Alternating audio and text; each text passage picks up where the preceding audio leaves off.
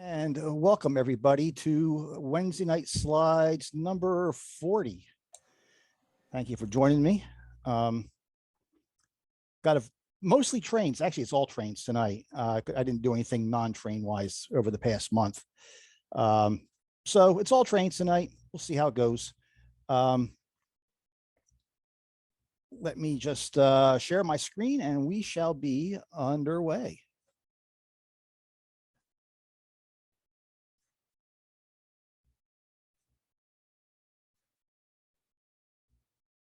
All right, y'all seen the title slide here? Yes. Thank you. Okay. The primary part of the show is going to be railroad towers that I have seen over the years. But before we get to that, let's do some current events.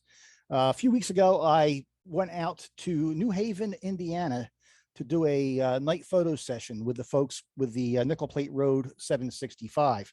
And I headed out of here on a wet Friday afternoon, pouring rain. But my first stop was Cumberland, Maryland. And in the rain, I saw 1309 coming out of the yard from Ridgely, the largest steam locomotive operating in the East, the largest steam locomotive operating in the country when the 4014 is not operating out on the UP. This was the evening train, the 6:30 train. At about 5 o'clock, it came out of the yard. Look, on the back of it was the GP30 painted in the Western Maryland circus paint scheme. I went to Helmstedter's Curve, and it was getting pretty dark by the time it got here. But thanks to digital cameras, you can do a whole lot more now than you could in the film days, that's for sure. This is coming around Helmstedter's Curve at about 7 o'clock at night. Once again, in a pretty miserable rainstorm.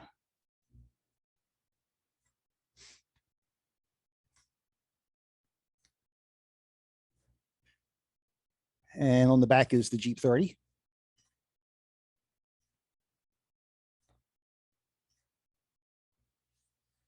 From there, I went into Frostburg and set up, and it was dark. It was absolutely dark by 8 o'clock.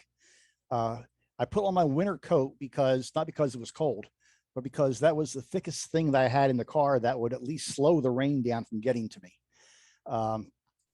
And I tromped out through the wet grass and into this parking lot here and got 1309 arriving well past dark into Frostburg.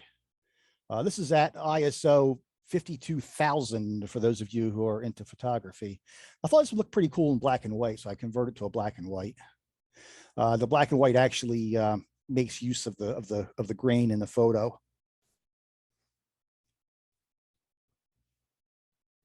The first thing that happened in Frostburg was one of the crewmen got out and ran to the front and cleaned off the headlight. They did let passengers off here to go up and see the locomotive.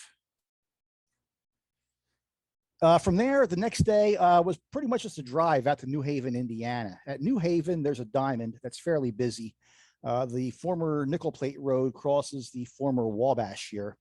The New Haven yard is just off to the left. And Norfolk Southern uses both lines now. Then it was over to New Haven, where the 765 lives. Chris Lance put together a night photo session there. It was an evening and night photo session, and we had some models available. And this was one of the scenes that was set up. These two are really good posing. They had a little bit of chemistry going together, even though they're not really a couple in real life.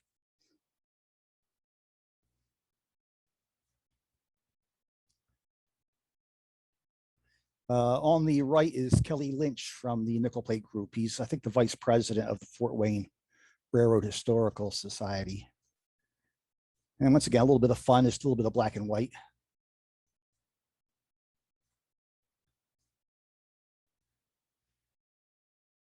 I believe this is a Hudson, not the engine. The engine's a Berkshire.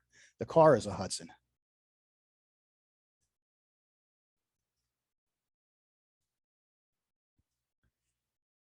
They did a scene of hooping up orders. The locomotive is actually moving here. That is not rain. That is moisture coming down from the locomotive exhaust.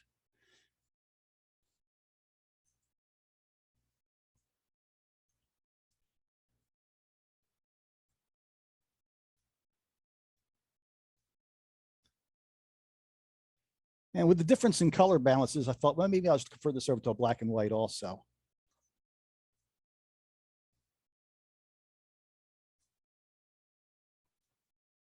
This is Grant Geist.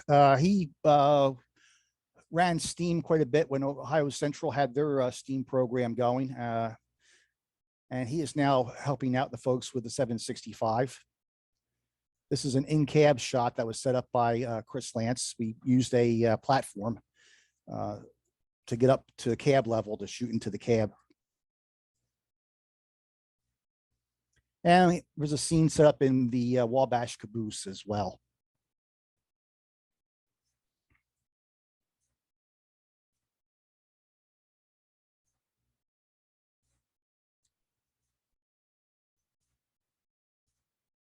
This was a quick shot that was done after the official night session ended. Chris Lance used fixed lighting for his shots. Somebody had strobes with them, so they broke out the strobes and set this up real fast just before the engine rolled into the engine house. That's why you see the modern truck in the background. This is not a one of the official scenes. This was just done real fast while they were putting things away. Next day, I drove over to Youngstown, Ohio, to the Youngstown Steel Heritage Museum.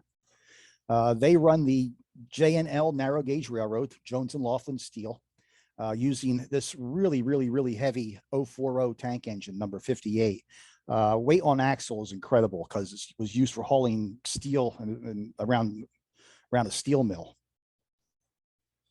They were shooting a documentary of some sort here. And I stopped by and got a few shots of the 58 in action.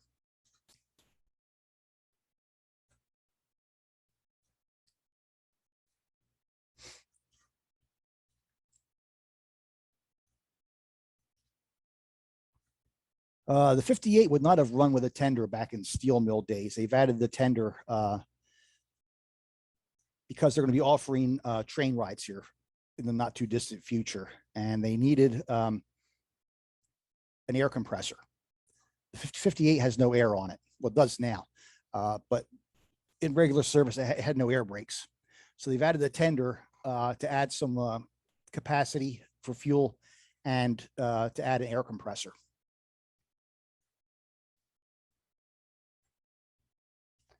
And they have two other engines that are sisters to number 58. In the background, you'll see number 57 minus its tank.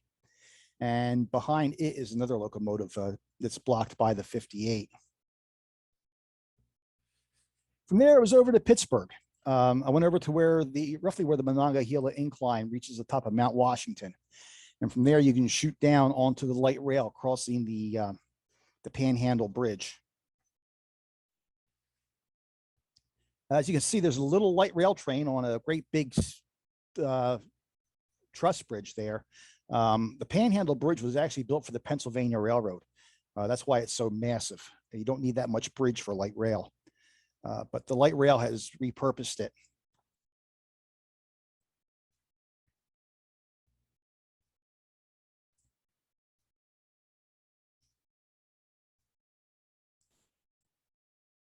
From there, I went over to the Duquesne Incline, which is at the west end of the Golden Triangle. Here's the incline coming up. And I stayed here for about 3 hours, just with the changing light, doing various shots.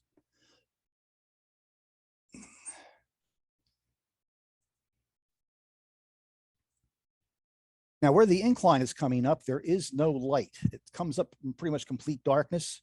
I needed a little bit of flash in there to somehow light it up. I didn't have any flash handy, so what I did was I just popped up the onboard camera onboard flash on my camera, and it put in just enough fill light that I could bring the incline out in Lightroom.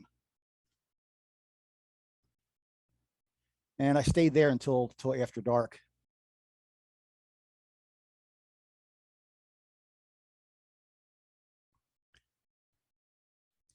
Next morning, I headed over to east of Pittsburgh, where the Westinghouse Bridge goes over the tracks. The Pennsylvanian is due out of Pittsburgh at 7:30 in the morning. It gets here at about 10 minutes to 8, give or take. I had tried this shot back in March, and it was cold and cloudy, so I wanted to get it in sun. Unfortunately, mid-May is still a little too early in the year. The sun isn't quite down in here yet. I needed about 10 more minutes for the sun to rise a little more, and as you can see, I got the train mostly in shadow. Now it would be good. I could go back now and it would be in, well, not now, it's dark. But I mean, I could go back, on a sunny morning and it would be good. So it'll be that way until probably mid-July. So there's always this shot in the back of my mind to do over again. From there, I went over to Brackenridge, where Allegheny Technologies, ATI, has a little shuttle operation between its two plants, hauling metal back and forth. They do stainless steel there. And there's one point here where there used to be street running here. The tracks were right in the middle of the street. Well, the street's gone, the tracks are still there. So now these houses have just a railroad in their front yard, sidewalk and then tracks, no road. Here's one of the shuttle trains coming out between the plants. You see the green signal there, left center. All their switches have signal indications so the crews can tell how they're thrown before they get there.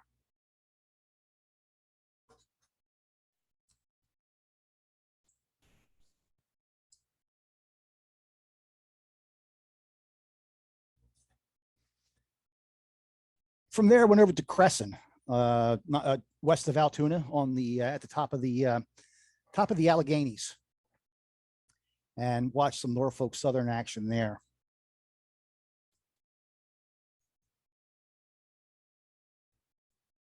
And it was pretty busy while I was here. I was here about 4 hours and probably saw close to a dozen trains. Wasn't too bad.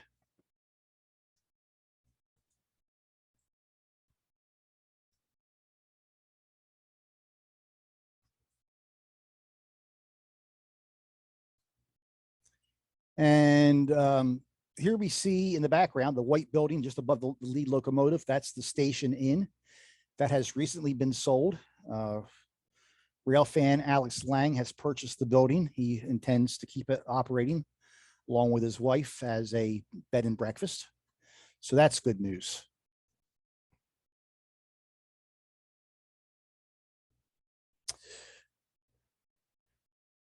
A week and a half or so ago, SEPTA had a funeral train for all of its old electric locomotives. SEPTA had a small fleet of 7 AEM 7s and 1 ALP 44. They retired them all and they sold them all for scrap. And the scrapper is just off of SEPTA up in Morrisville, Pennsylvania. So here are 2 SEPTA switchers towing the funeral train of all 8 electrics up to the scrapyard. This is at Holmesburg Junction, northeast of Center City, Philadelphia.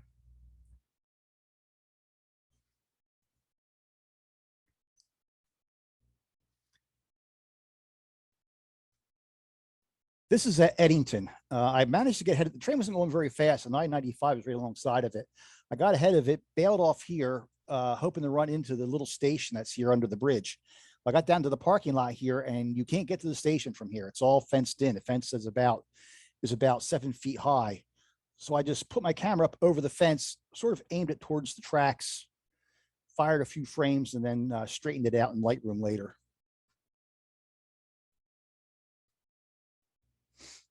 And then to get to the Conrail interchange in Morrisville, they needed to pull east of Morris Tower. That put them on the bridge over the Delaware River that connects Morrisville and Trenton, Amtrak's Northeast Corridor line. You see street running underneath the bridge.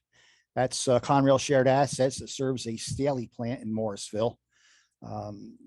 Historically, the train has come down the street trackage 2 evenings a week on weeknights and then Sunday morning. I'm not sure if that schedule still holds or not.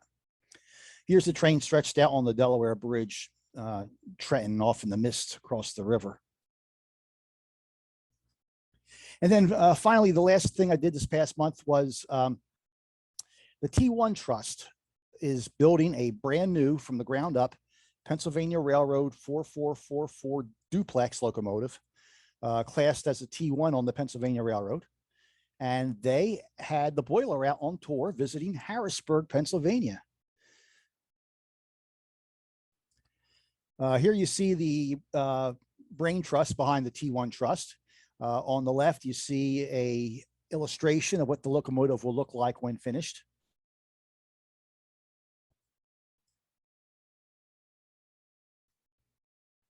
This is looking through the boiler, looking out towards the firebox where the cab would be at the back. That's the firebox door, or where it would go at the very back there. This is Jason Johnson. He's a mechanical engineer, and he's basically the person that's out front for the T1 Trust at different events. Once again, he used to work with Ohio Central as well. That's where I met him. And he put on about a 30-minute talk while I was here with the group of people, explaining what the T1 Trust is, how they're going about building the locomotive, and all their future plans. They are slowly raising $10 million, and they anticipate the project will be finished sometime around 2030. Here we see the boiler. It's a long boiler. It's a big engine. In fact, when they get the tender put onto it, it's one of the Pennsylvania Railroad's long distance tenders, massive thing, 65 feet long to go along with a 68-foot locomotive.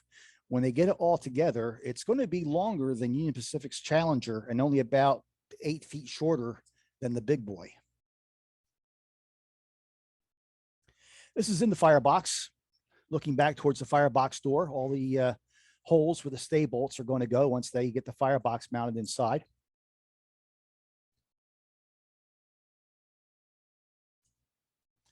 At the end of the day, they had to ship the engine out to St. Louis to the boiler shop. So here they are taking the number plate off the front. That's Nick Nakini, one of the principals involved with the locomotive. His father, Paul Nakini, also involved.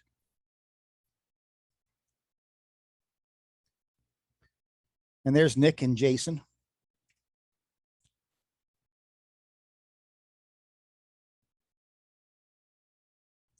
And here they are taking off the prow off the front for shipment. The T1 Trust is based in Ohio. That's where Jason Johnson is based. So a lot of the stuff lives near him. But the boiler was heading for St. Louis. So a lot of the parts came off for shipment to 2 different locations. The number plate and a spare number plate. And here they are carrying the prow to be loaded into a U-Haul trailer to ship to Ohio.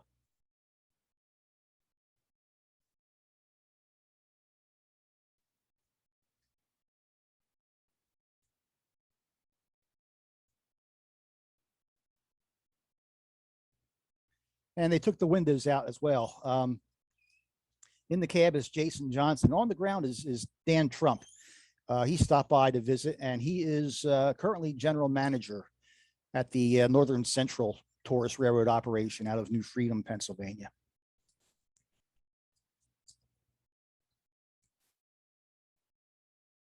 And then couldn't let the Pennsy have all the fun. I went over to the Reading side, just west of Hershey, Pennsylvania, and got a Norfolk Southern freight passing a former Reading depot at Swatara. All right, that's current events. Let's get on to towers. There's 2 things that I tend to really seek out when I'm traveling, looking at trains. One is street running. We saw that a couple of months ago. The other is towers, the buildings along the tracks that used to control train movements. I started off rail fanning when I was 4 or 5 or 6, going out with Dad, and we used to go over to Winslow Junction, located about dead central in southern New Jersey. Winslow Junction Tower was active then, back in the 1960s. It controlled the junction with the Atlantic City line, which Atlantic City would be straight ahead. and the line down to Cape May, which is taking off to the right into the trees there. It was built as part of the Pennsylvania Reading Seashore Lines. The PRSL itself came about when the Pennsylvania Railroad and the Reading Company both decided that they couldn't afford to compete against each other in South Jersey. Just wasn't enough traffic for two railroads. So they consolidated all the South Jersey operations into one railroad. So Winslow Junction is where I got my start with towers.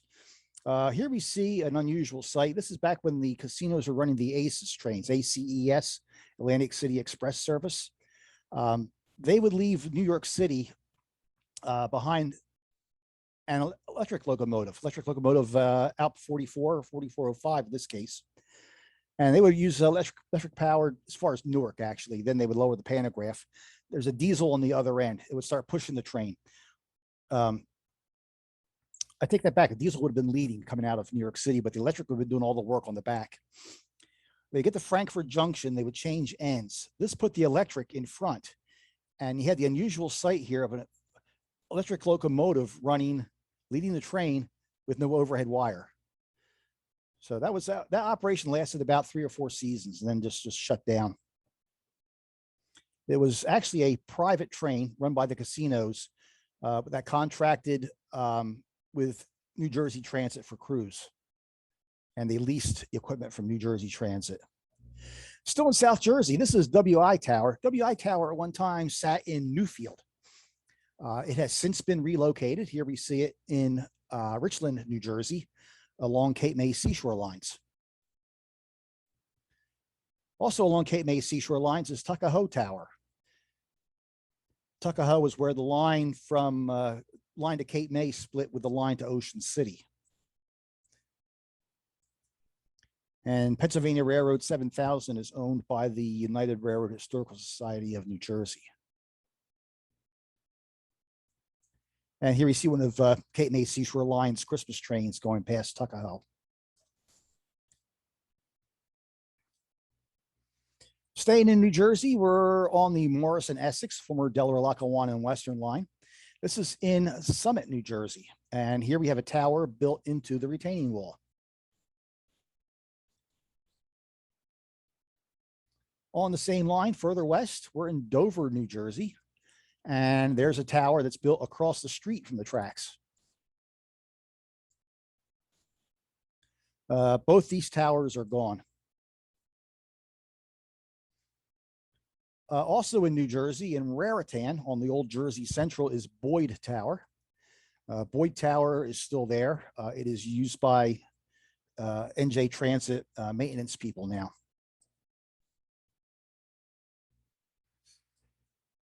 Staying in New Jersey, WC Tower in Waldwick. That has been restored. The town owns it and they have fixed it all up.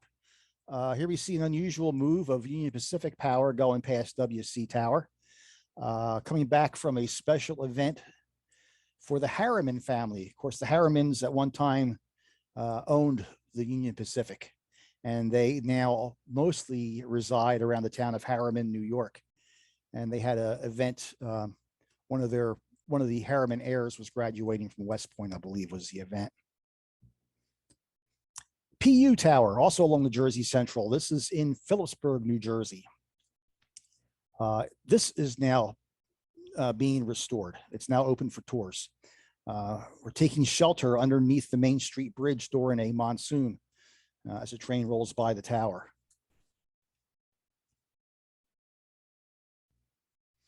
In Pennsylvania, we got a restored tower here at Strasburg, J Tower, which originally sat in Lemoyne, Pennsylvania.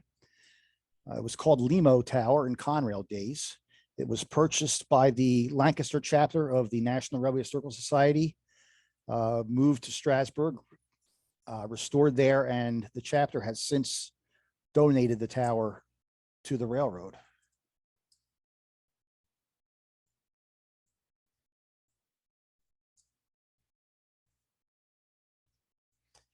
On the Northeast Corridor, we're up at Hudson Tower. This is in the marshes and meadows up in the Newark area.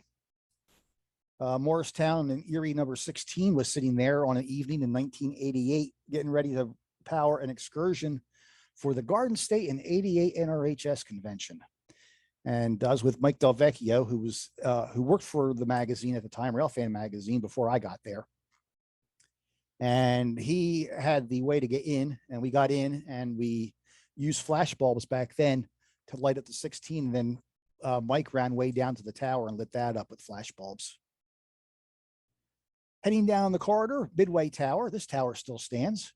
But last time I was here, which is a few months ago, they've started to put in asphalt down in the foreground here and put up fencing all around it with gates.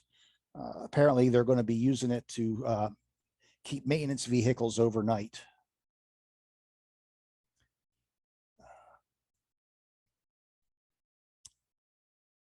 Staying with the Northeast Corridor, we're at Nassau Tower, which is at Princeton Junction, New Jersey.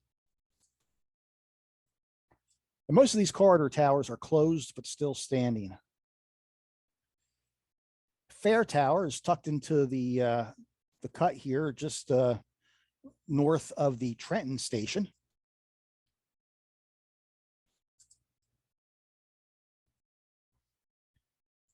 Just across the river in Morrisville is Morris Tower.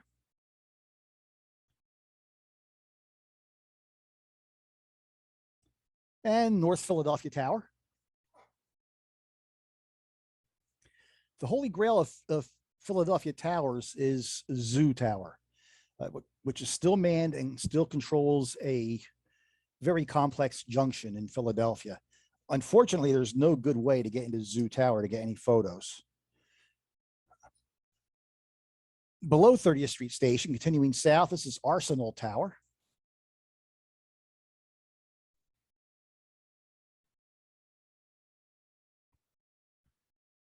And now we're in Chester, Pennsylvania.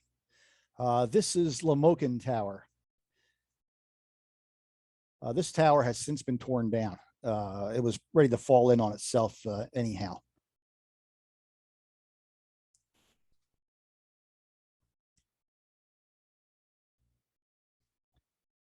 Down in Maryland now, Perryville Tower, back when Metroliners still ran on the Northeast Corridor.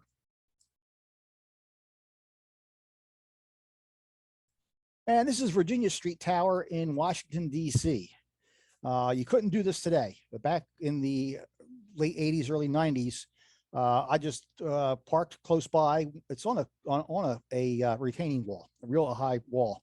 I parked nearby, walked up the steps, actually walked across one of the main lines and got this shot here of an Amtrak train going by. Something you could not do today. Continuing south, we're in Virginia now. One of the most photographed towers, if not the most photographed in Virginia, is located at Doswell. This is where the Richmond, Fredericksburg, and Potomac crosses over the former Chesapeake and Ohio. This tower, I don't know if it was ever actually opened or not. It may have been built and never opened, but still stands. Here we see Savannah and Atlanta, number 750, leading Norfolk and Western 611 down the RF&P past Doswell Tower. This would have been probably 1983, ahead of the Richmond NRHS convention. And now we're standing on the C&O, which is now the Buckingham Branch Railroad. And we see a northbound train on the former RF&P, which is now part of CSX, going past Doswell Tower. Back to Philadelphia and heading west. This is at Overbrook, about 4 miles out of 30th Street Station. This tower is still manned. In fact, I was there on a summer evening a year or so ago, and it was kind of cool because the windows in the tower were open, and you could hear the dings on the model board as trains approached the tower. One of the rare times you'll still hear a train that's on the bell at a tower anywhere. This is at Bryn Mawr, Pennsylvania. This tower still stands somehow.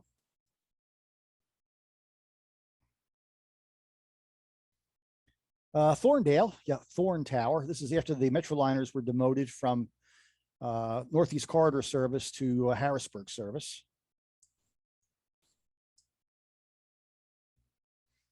And a little one-story tower at Parksburg, Pennsylvania. This is not the station. Looks like it might be a combination station and tower. It's not the station. The station is another quarter mile to a half mile west. Here we see an eastbound train at sunset approaching Parksburg.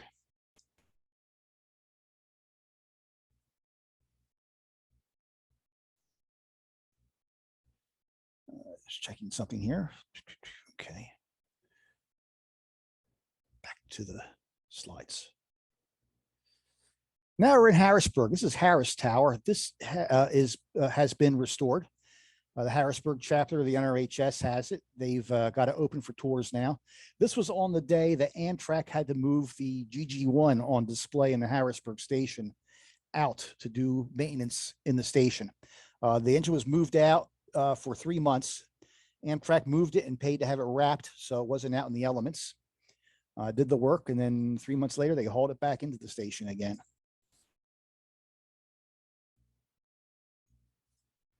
And one of the classic towers in Pennsylvania was Rockville Tower, located at the east end of the Rockville Bridge, just north of Harrisburg.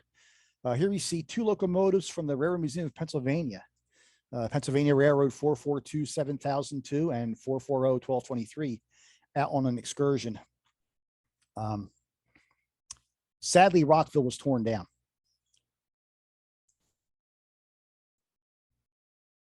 Continuing west on what was the Pennsylvania Railroad main line, we're now near Marysville, Pennsylvania, not far north of Harrisburg. This is the long gone Banks Tower. Banks because it's on the bank of the Susquehanna River.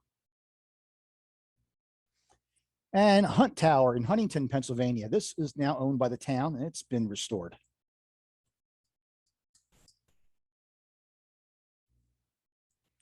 Alto Tower, that's in Altoona, Pennsylvania. This controlled all the movements for adding helpers and things like that for trains heading west from Altoona to head up to Horseshoe Curve. Alto was decommissioned. Oh gosh, it's longer ago. I think it was in 2012 it was decommissioned. So it's been 10 years, hard to believe. The tower is not formally preserved, but Norfolk Southern has graciously not torn it down until somebody can come up with a plan to preserve it somehow. It may wind up at the museum just down the street from here someday, who knows?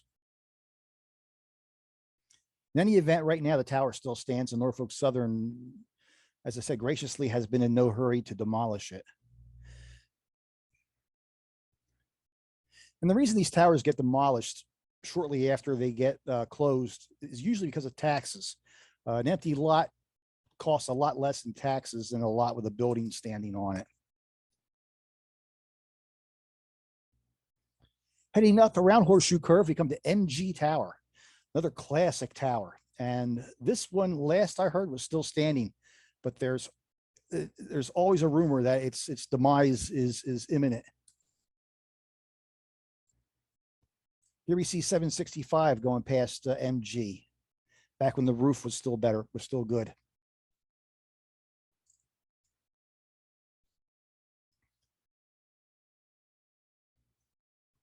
And AR Tower near Gallitzin, top of the grade. Bennett Levin's restored Pennsylvania Railroad E8s going past it. Last I heard, AR was still standing, but barely. Its roof is gone. Once again, its demise is always rumored to be imminent, and it may be gone by now, but last I heard it was actually barely standing. And MO Tower in Crescent, Pennsylvania. MO was slated for preservation, but the railroad needed it moved away from the tracks. Unfortunately, when they tried to lift it off of its old foundation, the tower basically crumbled. So that took care of preserving it. They tried, but wasn't quite successful. Now we're going to go up to Scranton, staying in Pennsylvania. The Delaware, Lackawanna, and Western built their towers out of concrete, and those things ain't going nowhere. Here we see a train coming out of what is now Steamtown National Historic Site, passing Mattis Street Tower, which is near the Lackawanna Station in Scranton, which is now a hotel. This is the tower at Gouldsboro.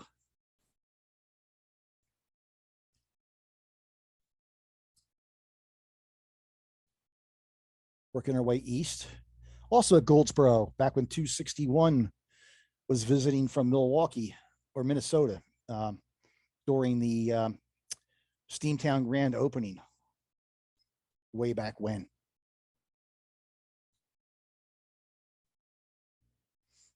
Another concrete tower is located at Toby Hanna. This one here is semi-preserved now.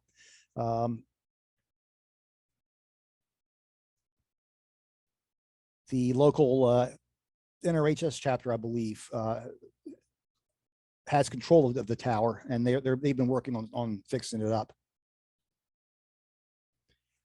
Getting down towards Stroudsburg, PA, we come to Gravel Place, another one of the Lackawanna towers.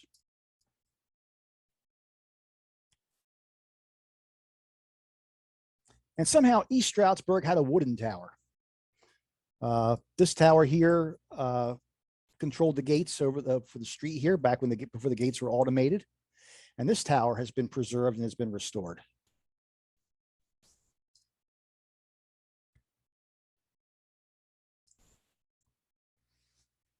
We're down in Maryland now in the former Baltimore and Ohio. This is WB Tower in Brunswick, Maryland.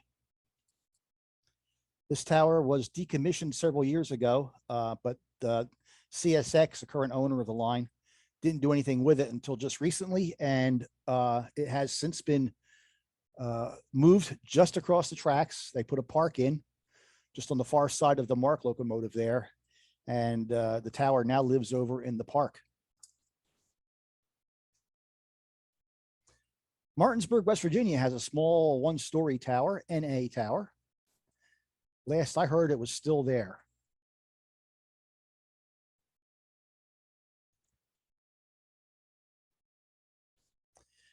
HO Tower. It's called Hancock. The town of Hancock, Maryland is across the Potomac River. There is no town on the West Virginia side. So the railroad just called it Hancock.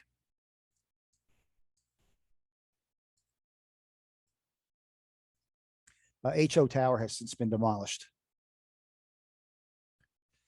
Hindman Tower. We're now west of Cumberland, Maryland. This is at the base of the climb over Sandpatch Grade. Hindman controlled where the helpers were added on. Hindman Tower has since been demolished.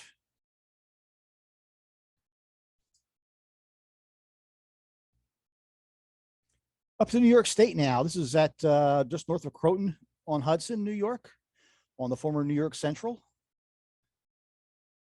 Back when Amtrak ran turbo liners. I believe this tower is now gone.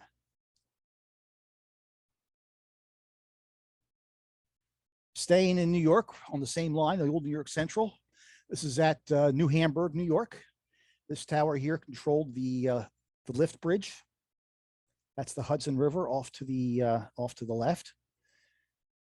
And this tower is now gone, as are the signals, as is the locomotive.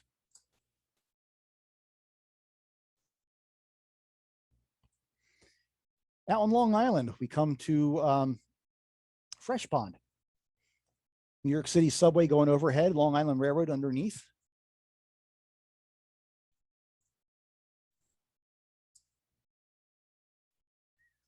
And now we're going west in New York State. This is in Utica, former New York Central Tower number 30. And this tower is still in existence. And Fresh Pond Tower, I believe, is still used on the Long Island. Up in New England, we're in East Deerfield, Massachusetts, the Yard Tower, former Boston and Maine. Here we see Pan Am's business train getting ready to leave East Deerfield.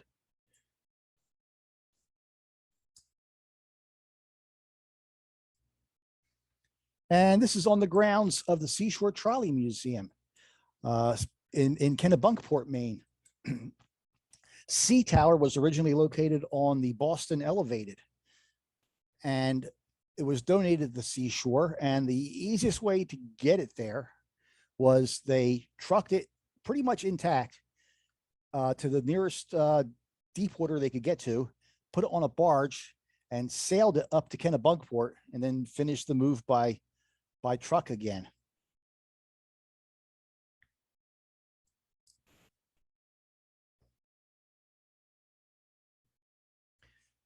Heading west, we're in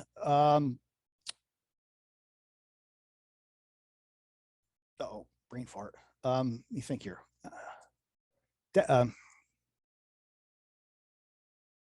Wow. Big crossroads here. Looks like Berea. It is Berea. Thank you. I don't know why I kept wanting to say Deshler, and I knew Deshler was wrong. Thank you. Berea. Berea was a busy crossing of two of the busiest mainline railroads in the East. It was a real chore getting trains across the diamonds here. Into Conrail days, it stayed that way. Eventually, when CSX and Norfolk Southern split up Conrail, they also split the tracks here. Norfolk Southern at one time would have simply went across the CSX tracks. Instead, they arranged to swap tracks so that now CSX stays completely on one side of the diamond, NS stays completely on the other side of the diamond. So all the tracks do at Berea is they sort of just come together, and the diamond is still there, but not used very much. The tracks just come together and then they spread back out again. So Berea is just where they are briefly parallel now. There's Berea Tower. The station in the background on the right-hand side is a restaurant. Berea, I think, is still there, although it's once again, its demise was rumored many years ago. And then, I mean, the equipment showed up to tear it down, and then the equipment went away and the tower was still there. I believe it's still there. Out in Chicagoland, we're at Blue Island. This is one of the most famous towers in Chicagoland, a little shanty that controlled the crossing gates for the main crossing in Blue Island, simply because there are 3 or 4 different railroads with 7 different tracks crossing the street here in one place. Unfortunately, this little tower has been torn down. West Chicago, Illinois. The crossing of the former Chicago and Northwestern with the former Elgin, Joliet, and Eastern. We're standing on the EJ&E here. This is JB Tower. And here's a train on the EJ&E, which is now owned by Canadian National, as is the Grand Trunk, which explains the Grand Trunk engine on the EJ&E.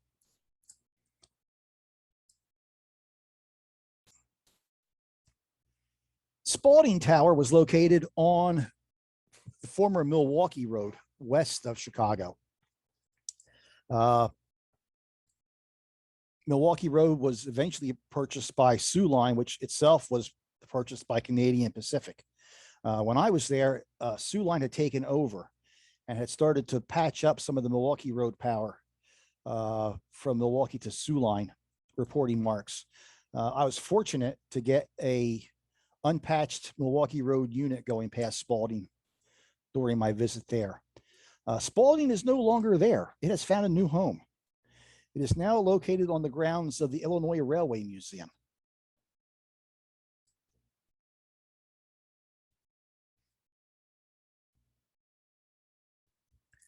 This is one of the busiest towers in Chicago, one of 3 towers that are still in use in the city. This is 16th Street Tower, built by the Rock Island.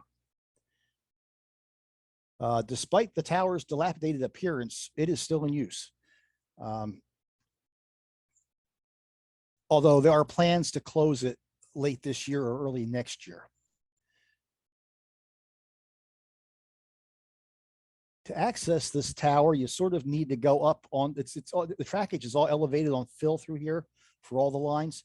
You sort of have to drive up onto the fill and park on railroad property, get the shot here. But Metro's been really good. As long as you behave yourself and don't cross any tracks, the employees will look the other way while you take pictures here. This is in Hammond, Indiana, Homan Avenue. This tower is now gone, located on the Indiana Harbor Belt.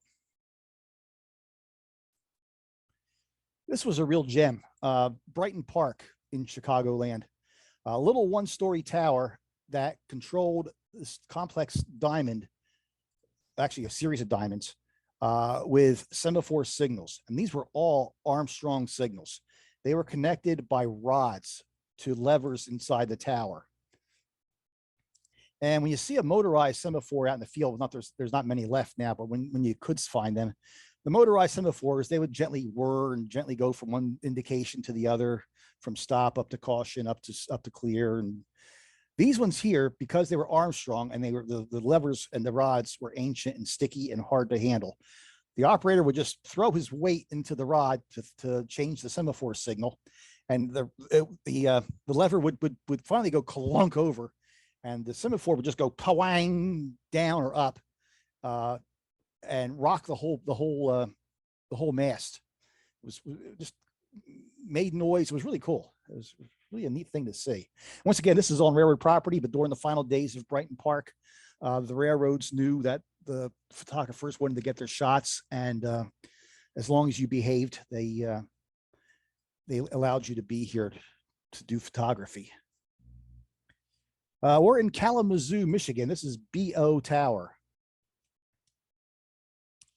This tower was just torn down in the last year or so.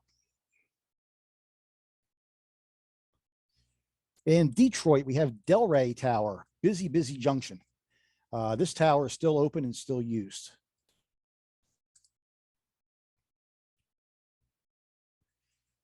In Vandalia, Illinois, we have a tower that has been repurposed. This is now used as the headquarters of the Vandalia Railroad.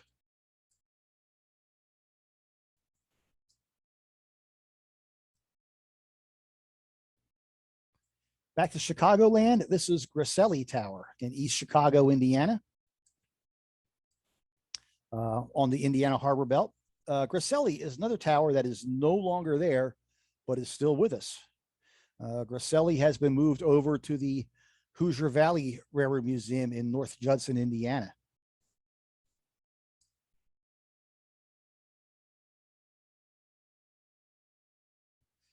We're now in Indianapolis.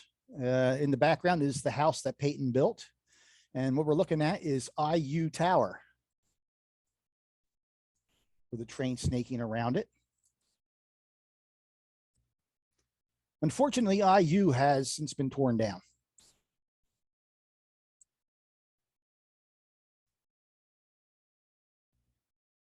We're down in the Cincinnati area now. This is Rencome Tower. I was in Cincinnati, and it was like a Thursday, and I was ready to pack up and head for home. And somebody said, well, the dinner train goes by Rencome after dark on Saturday. I'm like, ooh, really? I go, yeah, okay. Well, that got me to stay in Cincinnati a couple of extra days.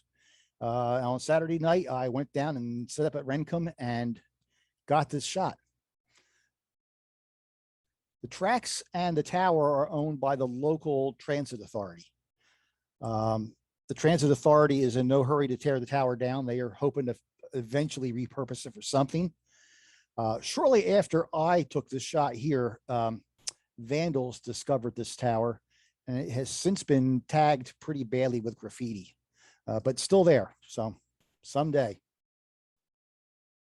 Columbus, Ohio, we're at Scioto Tower here, back in just after the Conrail days. Very busy junction. And then a few years later, Scioto was looking a little worse than it was. Scioto has since been torn down.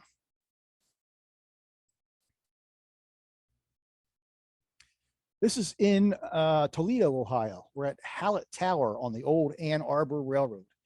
And I was up in the area of Hallett one day, and I had two goals. I wanted to get a train in front of Hallett Tower, which is not easy. This is just these tracks here in front of the tower basically serve a yard just south of here.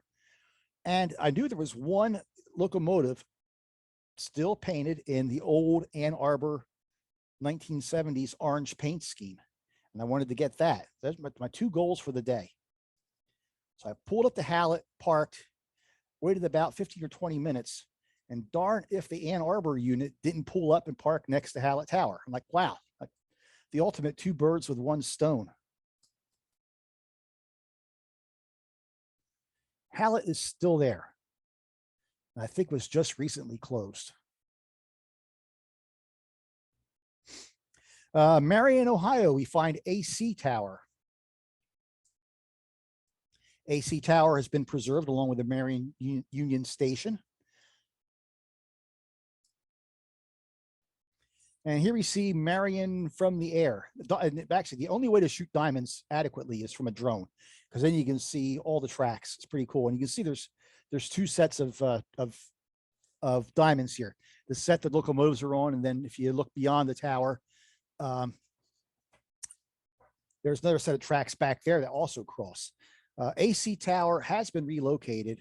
It used to sit across the tracks, across from where the locomotives are, in that open field there. And it was also twice as high. When they moved it over to this side of the tracks, they took off half of the supporting stand.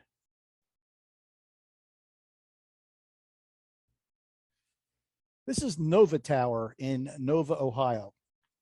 Wooden tower on the old Baltimore, Ohio. The town really wanted to save this tower because they were getting rail fans in here to photograph trains going by it all the time. They knew they had a little bit of a tourist attraction on their hands, and Nova has nothing else. Unfortunately, the tower was in pretty rough shape and it was torn down. However, for me, Nova will have one special evening. I had just purchased my Alien Bees, my strobes, and I could finally take shots of moving trains at night. I had to go to Milwaukee that week for a National Model Railroad Association convention that the company had sent me out to. So I loaded up my brand new lights and started driving west. I said, you know what? I'm going to go to Nova and I am going to set up there and I'm going to do my first night shots at Nova. So I got my lights set up. I had 4 lights and didn't know which way a train would come from. So I kind of cheated and I put 3 flashes that could be bi-directional. All I had to do was twist the flash heads around. Then actually 2 flashes were bi-directional. Then 1 flash set up just for an eastbound, 1 flash set up just for a westbound. So any train that showed up just by twisting 2 flash heads, I'd have 3 lights on it. So I'm all set up at Nova and I'm waiting for a train to come. Sure enough, I hear a horn from the west. Excellent. I'm ready. Then I hear a horn from the east. Oh, okay. This is interesting. I got the scanner going and I can hear the trains coming and they're coming. I'm like, okay, who's going to get here first? Well, one from the east is. I can see the head. No, wait. The one from the west is. I can see. Well, finally, I said, you know what? I'm just going to set up for the westbound shot because it's the better composed shot. It features the tower better. I'm going to just shoot the westbound shot, and no matter what the eastbound's doing. I'm sorry, other way around. I'm going to shoot the eastbound no matter what the westbound's doing. So I got set up for the eastbound. Flashes are ready. Train from the east coming. Train from the west coming. Train from the train from the west gets into position where I want it to be. I push the trigger and bang, I get both trains moving at 40 miles an hour, passing each other right in front of the tower. You couldn't do this again if I wanted. I mean, it's a 1 in a million. Just impossible to do. So I had the scanner going, and I give the crews heads up flashes whenever they're approaching. So they knew I was there. That I didn't like totally surprise them coming out of the dark. So I had the scanner going as both trains go by, and they start talking to each other. And one engineer says to the other engineer, he says, "Yeah," he says, "I got to back up and do it again. My eyes are closed." How many lottery tickets did you buy the next day? I tell you, this was a 1 in a million. We're on the Reading and Northern now, back in Pennsylvania. That's Squahoning Junction Tower. It's still there. It still looks pretty much the same. It's not used. Hopefully, at some point, the Reading and Northern will decide to do something with it. There's always hope. Out near Youngstown, Ohio, we have Gateway Yard on the Pittsburgh and Lake Erie. This is one of the most massive yard towers I've ever seen in my life. And these signs on top are just the perfect cap to them. Unfortunately, the tower was closed. The yard was closed. The yard's not even there anymore. The yard's gone. The tower's abandoned. The signs were promised for preservation. If that's still on the table or not, I don't know. Unfortunately, vandals have since gotten up onto the roof, and you can't even read the P&LE anymore on there. Pittsburgh and Lake Erie. It's all been graffitied over. So I'm glad I got these shots when I did. Out west, we're in California. This is the terminal tower, which is located at the throat of Los Angeles Union Passenger Terminal, now known as Los Angeles Union Station.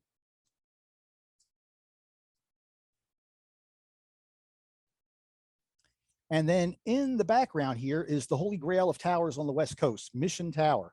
One of those towers you can't get to. It's located next to a prison, which adds to the complications. Here you see a Metrolink train coming out. Union Station is actually like a horseshoe curve to the left here. This train would have come out from the left near the top of the photo beyond those coaches, come across and circle back in front of us here. And LAUPT being a terminal, it's stub ended. So some trains got to make weird moves to get going the right direction coming out of there. Mission Tower, you can't even get to by drone. There's just too many wires. It would be a real hazard to the drone trying to fly in here to get a shot of it. Hobart Tower, real nice tower in the LA suburbs. Unfortunately, it was closed. Vandals got to it. Arson fire took out the interior, and it has since been demolished. A rail fan favorite for many, many, many years was Stockton Tower in Stockton, California.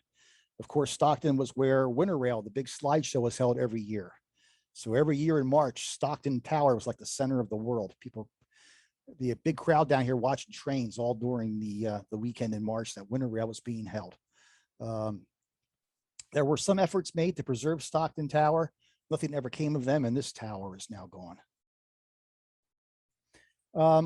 Fortunately, this really cool wooden tower that you'd find on your HO layout, Santa Clara Tower outside of San Jose, has been preserved.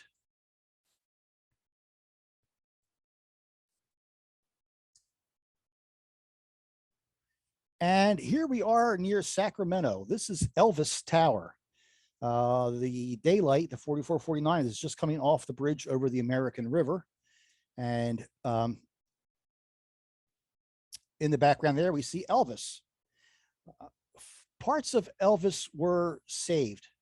The California State Railroad Museum actually took the second floor off the tower and moved it to the museum in nearby Sacramento. The bottom was demolished. Once that was completed, it was true. The building has left Elvis. Heading down south, we're in Atlanta. This is Terminal Tower. This has since been demolished, but the main passenger station used to sit right here at one time, just off to the left of the tower. This stack train came by and had my lights set up to shoot Terminal Tower, and there was a train coming the other direction. So I thought, okay, let me see what happens. So stack trains going by, and the trains, both are moving fairly slow. And I see the train's headlight pop out from behind a container. So I pushed the trigger. Well, somehow I managed to get a nice gap between the stack cars to frame up the tower and the other train. The buildings in the background, all those, that big white building, that was all Southern Railway at one time, offices.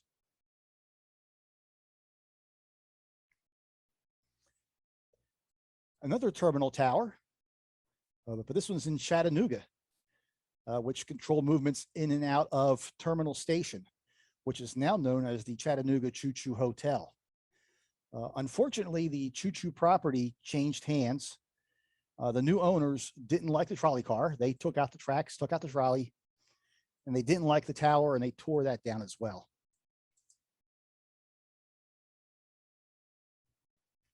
This cool tower is located in Mobile, Alabama. It controls the lift bridge you see here. For boats coming off the Gulf will go under that bridge. So you got a nice high tower here, so the bridge operator can see any approaching ships and open the bridge accordingly.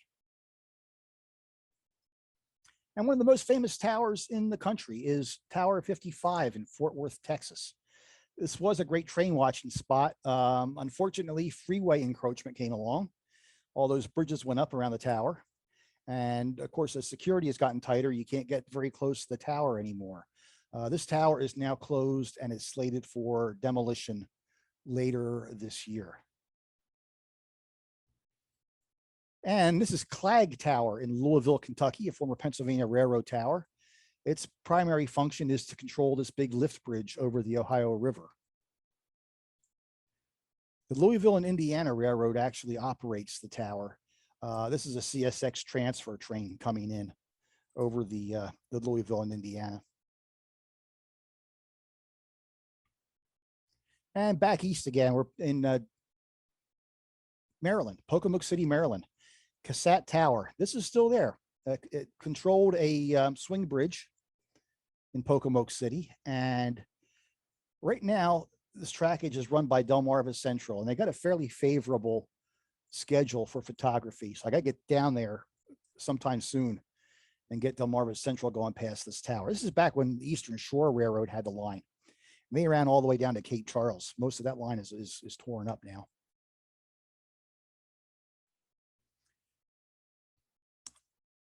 Going to wrap it up here with a couple of active towers. When I was there, anyhow.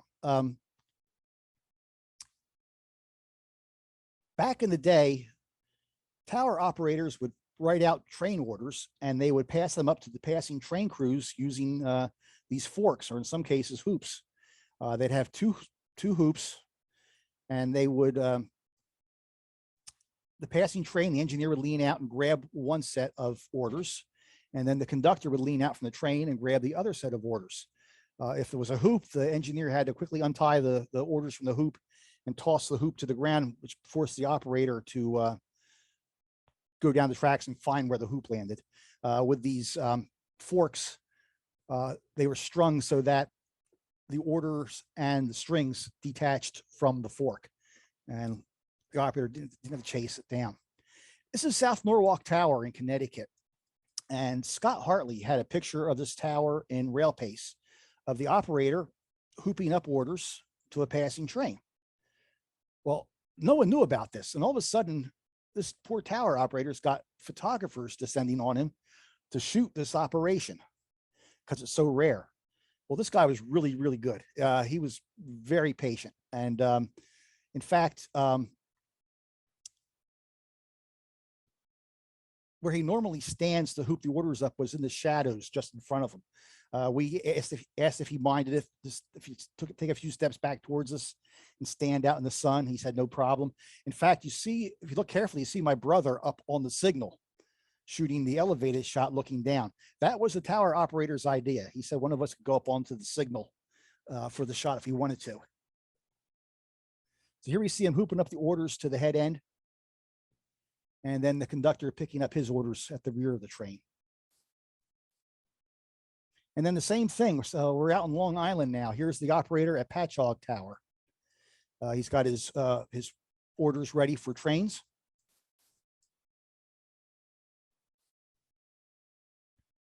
And here he is hooping up the set to the engineer on the head end.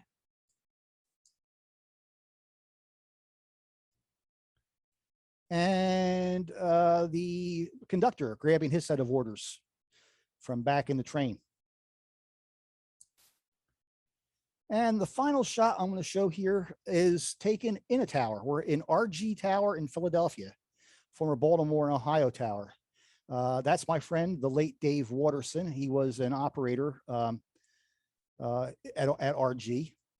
And here we see him recording information as a train rolls into the yard. This shot here was shot on film way back when, probably in 1990s sometime. And I blew the shot out. The flash was too bright, trying to compensate for the darkness outside. But I didn't throw the shot away because I saw his reflection in the window. I thought, you know, this shot is somehow someday worth saving. Never dreaming that tools like Photoshop and Lightroom would someday be available.